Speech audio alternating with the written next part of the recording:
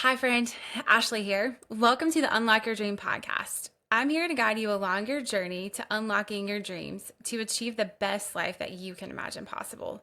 From my journey in medicine as a PA and then some in the corporate world, I always still desired a little bit more out of life. It wasn't until I met some people who had seen their dreams realized that it occurred to me that maybe, just maybe, mine could come true too. Come along with me as we get to know some of these friends of mine and hear their stories of unlocking their dreams. Hi, friend. Welcome back to the Unlock Your Dream podcast. This week, I get to have Courtney from Cakette Bake Shop with me, who's become such a dear friend, and just so excited for you guys to get to know a little bit more about her and our venture here in North Charleston, South Carolina, and just where they're headed in 2024. So welcome, Courtney. Thank you for being here. Thanks for having me, Ashley. Yay, this is so fun. It is so fun. So I'm just going to let you kind of start. Anything that you want to share about your story? I know you've gone from a mobile now into a bake shop and then some fun things headed into 2024. So just anything you want to share about inspiration from the mobile to where you're headed, how you got into baking, and even into your branding. Your branding is amazing. So you can tell us anything that you want to tell us about that. Okay. So I own a mobile bakery called Cakette Bake Shop based in Park Circle, North Charleston, South Carolina. And it kind of started while I was on maternity leave-ish with my son. And I was kind of going crazy at home being a first-time mom and wanting to get back into my career of baking, but didn't have all the time to like go out and get another job in the field. So I kind of started baking from home again, posting on Instagram, and kind of just got started that way. I used to sell like cakes on Instagram when I lived in Atlanta. And so that's like a whole nother story. I love that. That's so good. But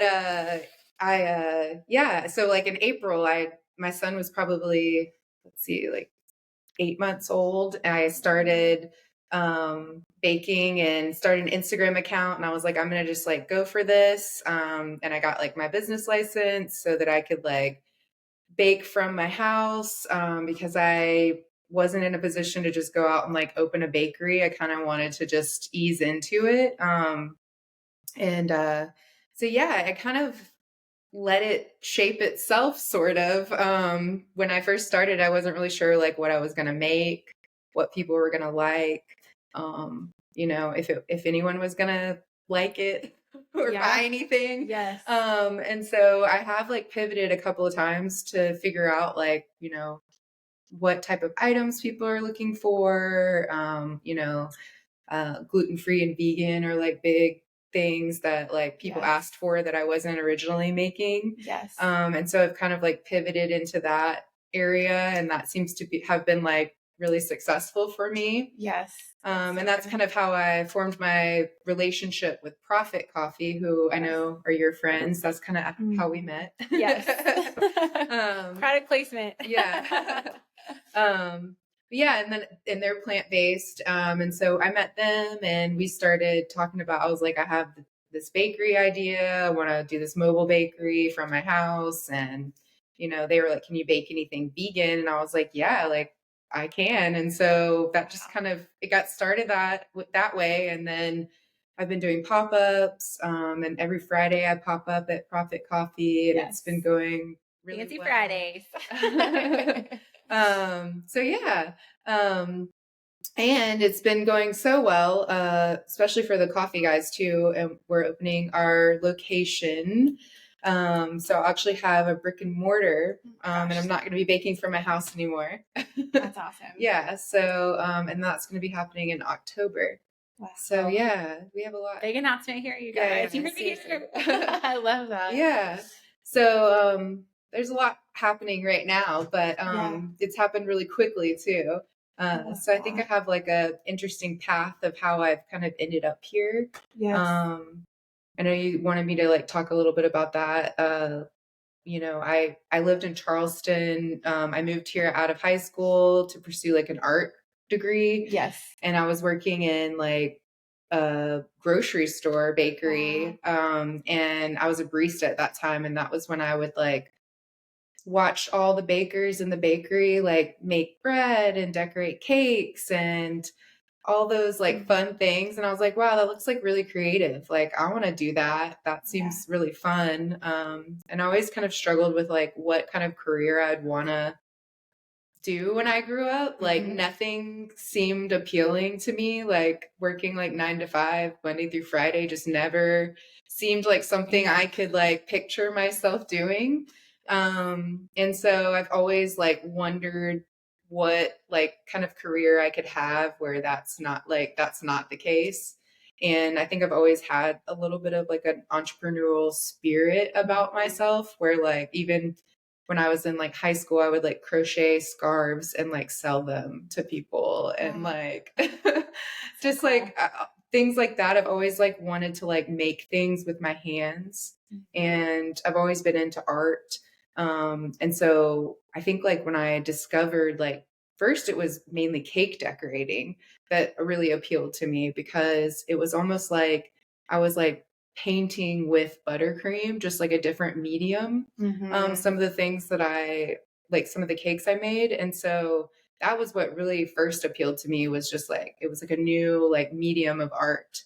And then I got more interested in like baking and like the science of baking and like how things like work and like all of that like really goes into it. And I just got like really interested in it. And it just kind of has like snowballed from there. And I've worked at, a few different bakeries and been able to like train with a lot of like really great like bakers and pastry chefs over the years. And so, yeah, so I think that also gave me a little bit of the motivation to like decide it's time for me to like go out on my own and like start some kind of bakery. I didn't just like wake up one day and decide I want to open a bakery.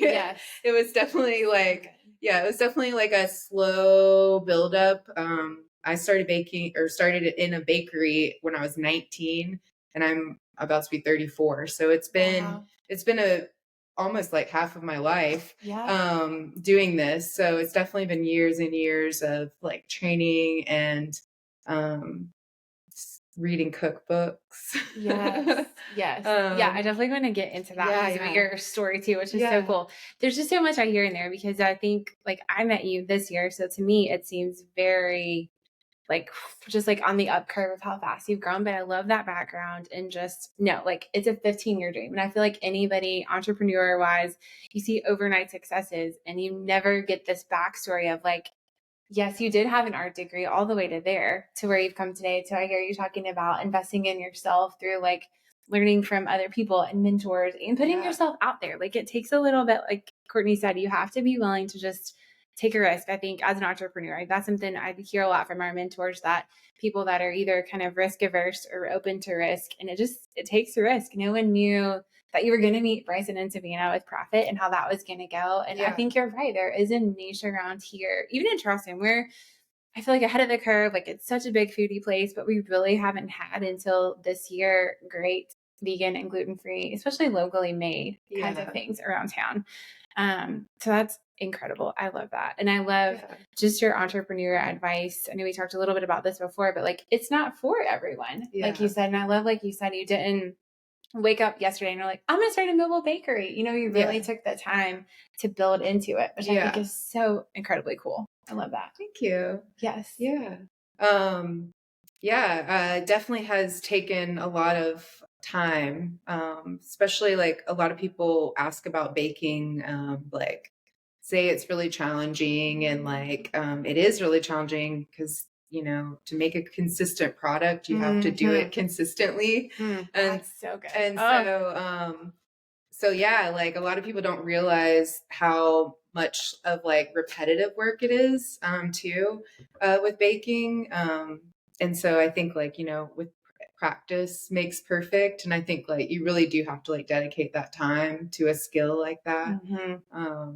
Which I definitely feel like I have spent countless hours. Sure. Just like I can't even like fathom how many like croissants I've made in my lifetime, just because like years of just like every single day doing the same like task over and over again kind of makes you an expert at some point in the field. 10,000 hour rule. Yes. So good. So yeah. So now I feel like I have learned so much from, the women I've worked with who've owned bakeries before. I'm really like fortunate that I've gotten that experience and have those like mentor relationships with people like that, that can definitely like help me in this new path of like trying to actually like open a bakery myself.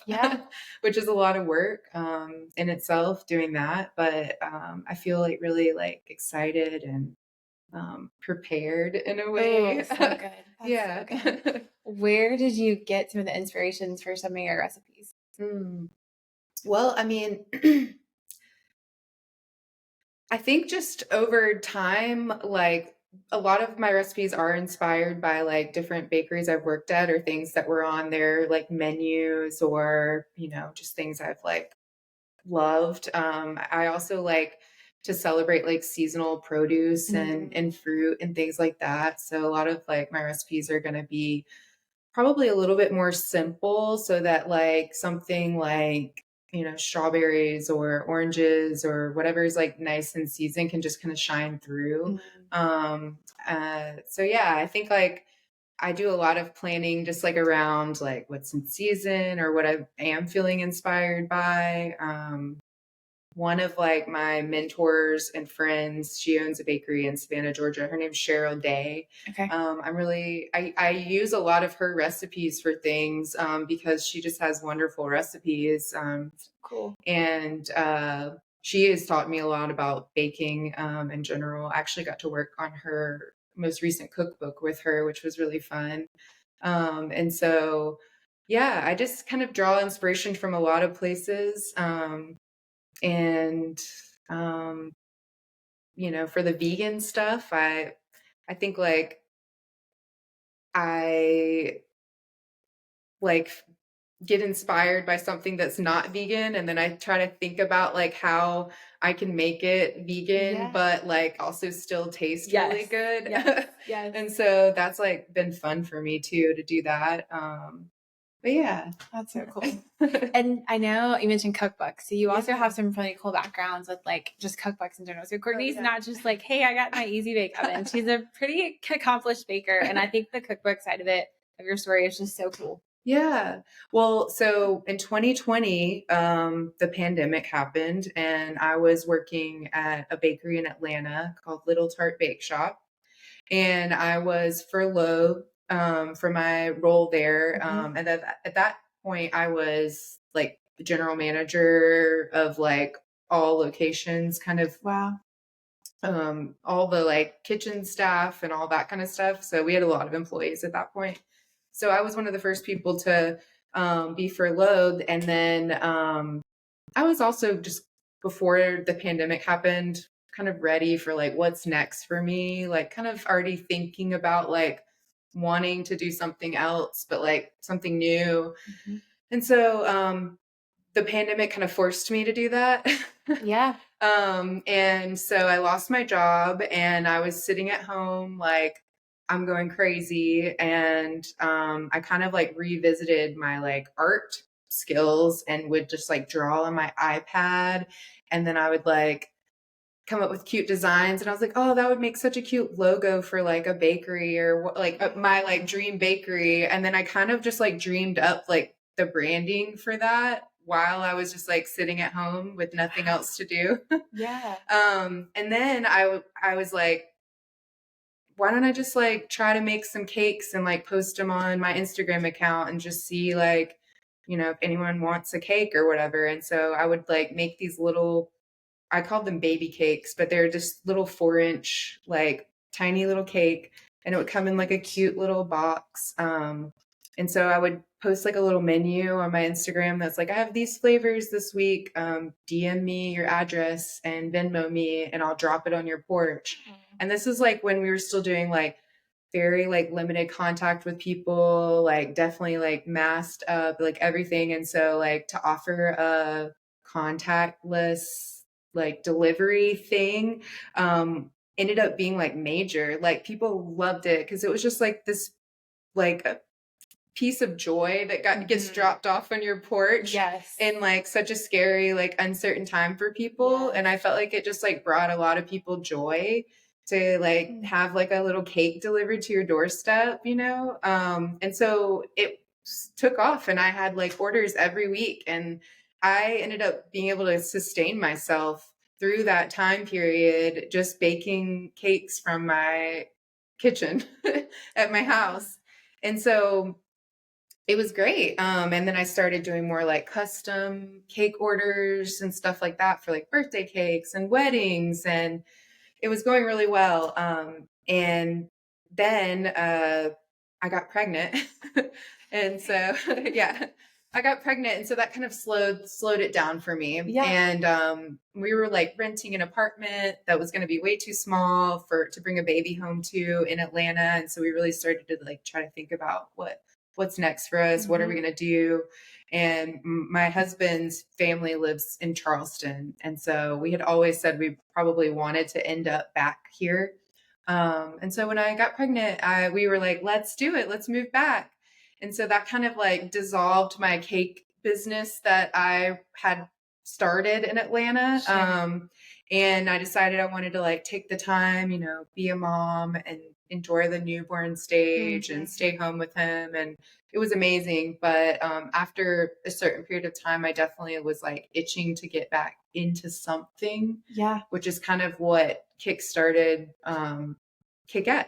So, and similarly, I sat at home with my baby, like dreaming up like the branding and like what the name would be and like, you know, what all of the details. And then I think like it was either Roadside Blooms or the station. I had gone on our like neighborhood Facebook page and was like, "Hi, I live in Park Circle and I'm trying to start this little mobile bakery.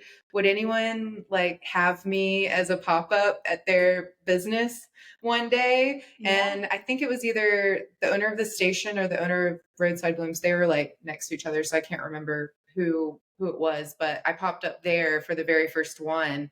And it was incredible. Like I sold out like really early and like everyone was like loving everything. And then I had a few more pop-ups there. And that's kind of just like, it just kind of catapulted it into like what it is now, which is just like a little mobile pop-up bakery. That's awesome. And I'll definitely link her Instagram in the show notes, but the branding is absolutely precious. It's so cute. Was Cakette just like one of your brain dump names, or did it I think so, yeah. I mean, well, I think like so you know like the little like cutesy like everything has like a pink bow on it now and it's called like Coquette. Yes. And so I kind of liked the play on that word as like a cute, girly, flirtatious, pink, whatever like vibe, but like cake themed, I guess. So I think I just kind of like came around to that name and I was like, I really like that. So it just stuck and I just decided to use that. It is really catchy. Yeah. I love it. Yeah. And I love this about the journey in Atlanta, because in that crazy season, like birthdays are still happening. People needed these, like you said, little pieces of joy. And I certainly didn't want to be at home making cakes for birthdays or weddings or whatever. So you're right. It's just such a sweet little time. We had people around here that did florals and I would like order florals once a week because it was just like such a happy thing that would show up on your front porch. That's really cool. Yeah. How are you balancing now? I know you said you have a son, you're a mom, you're opening a new business. What kind of advice do you have for someone? Like you said, you took the initiative to dream at home and draw things up and like push forward. Maybe a mom that's in the new season that maybe doesn't want to go back to a 9-to-5. Both of us, that's not our dream. So, what advice do you have for moms out there too, and how you're balancing all these very important priorities right now? Yeah, I mean, it's definitely a daily challenge. I'm not going to lie and say I haven't figured out. Yes. But I have a great support system, which I think is really key. My in-laws definitely help us out with like childcare, and my husband is fortunate to work from home, so he can definitely help me out a lot, which is huge because I don't know how I could do it otherwise. Yeah. My son's 19 months now, so he's feral. Precious. He's precious. Absolutely precious. But yeah, so he's a busybody, so it's tough. I usually will bake at night when he's gone to sleep. Because then like, you know, that's time that I don't have to split my attention. Yeah. So yeah, I want to continue to be like present for my son. So like, I usually try to, you know, not bake during the day, and wait till he goes to sleep. But then that turns into like kind of a tough schedule for me because I'm like, well, when do I sleep? Yes. Yes. Yeah. So, I mean, I'm still trying to figure it out, to be honest. Yeah, it's tough. That's awesome. But definitely having a support system is huge when you have kids. Yeah. And knowing when to ask. I think too, sometimes as a mom, it's like you feel bad for even asking for help, but like knowing when to ask for help, your partner is there, you know, for a reason. Hopefully we are lucky to both have supportive husbands. And like you said, it takes sacrifice. Sometimes it's not going to be like, okay, I got to sleep and do all these other things. You know, you're with your son all day and then, you know, you're baking in the wee hours of the night and into the morning. So it's, I mean, again, it's sacrifice, and it's so cool to see just the fruit of that on the other side of now things are starting to snowball in the right direction. Yeah. And I think like I've enjoyed like this time to kind of like carve out a path that was going to like work best for me and my family as I grew. I never wanted to like be so busy that like I can't, you know, be there with my family. That's never was never the goal. And so I have really loved how I have been able to carve out a schedule that works for me right now. Working from home and baking from home. I feel like that has just been huge for me to be able to take that balance and, you know, have time with my husband still and have time with my son and have time to work and all of that. So it's been difficult, but also like I'm proud of like how I have like been able to like carve out this job for myself. Yeah. No, you know, like I feel like I just created this job for myself. And I've just kind of made it work and pivoted and made changes here and there to like so that it can run smoother, I guess. So yeah. Being your own boss is key. That's awesome. Yeah, definitely. Do you have any favorite cookbooks or somebody that maybe wants to get started in baking? Or I know there's all these different levels of difficulty, or any equipment that you're like, if you're just getting started at home, whether you want to scale it or not, some really just key things to have in your kitchen. Well, I definitely think like just a stand mixer is like a essential piece of equipment for any like baker if you're going to want to do something beyond, I don't know, like cookies or something. Yeah, you're going to need a stand mixer. For cookbooks, I mean, there's just so many. One of my very first cookbooks that I still reference today is the Tartine Cookbook by Liz Pruitt. Tartine's a bakery based out of San Francisco. Very cool. We can link that for you. Yeah, that's a book I still reference today. And I'm actually really excited because Liz, who's the author and baker and owner of Tartine, she is actually coming out with a gluten-free cookbook soon because she's recently transitioned to gluten-free. So I'm very excited to get that cookbook because she's just like a phenomenal pastry chef, baker, and like well regarded in the industry. So that's definitely like you should have that cookbook if you want to be like a skilled baker. There's just so many. I don't want to like name some and then like leave some out. Totally understand that. Yeah. Courtney's read a lot of cookbooks over her lifetime too. So I know you don't want to be careful. Maybe one day we can have a Cakette cookbook at home. That would be the dream. Yeah. That'd be awesome. I would love that. So I know you said you guys potentially are moving into something a little different, more brick and mortar this year. What's a way that these listeners can help you guys? How can we partner with you all? How can we just be a part of it? And is there any way that people that maybe don't live in Park Circle, Charleston area can participate too? Yeah. So we actually are gonna, in the spring, try to put together either like a Kickstarter or GoFundMe or some type of crowdfunding to help us get some funds to go into our build out for the space. And So yeah, be on the lookout for that because we're definitely going to need some help there. In the meantime, though, you can support Profit Coffee by going there and buying coffee. And they also sell my pastries during the week there. So you're supporting both of us by going there. I pop up at Profit Coffee on Fridays.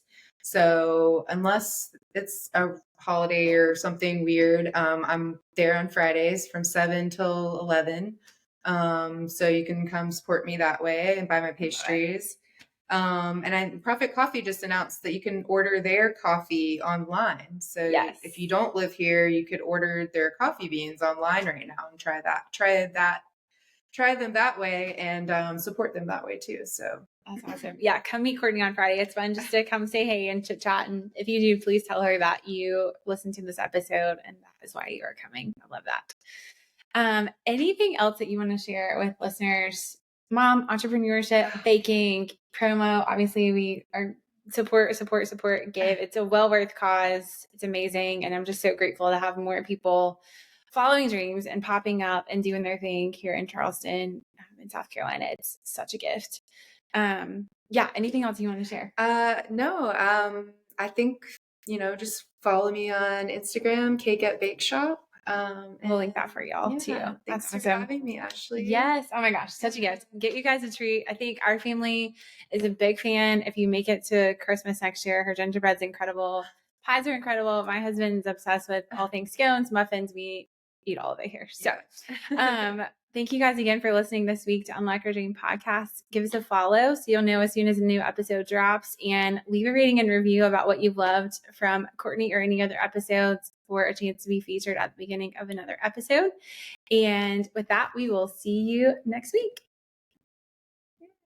Okay, friend, that's it for this week. Thank you so much for spending time with me. Feel free to share this podcast with another friend who it may inspire. Leave a review to possibly be featured at the beginning of another episode, and subscribe so you don't miss out on any of the stories that could help unlock your dream for you.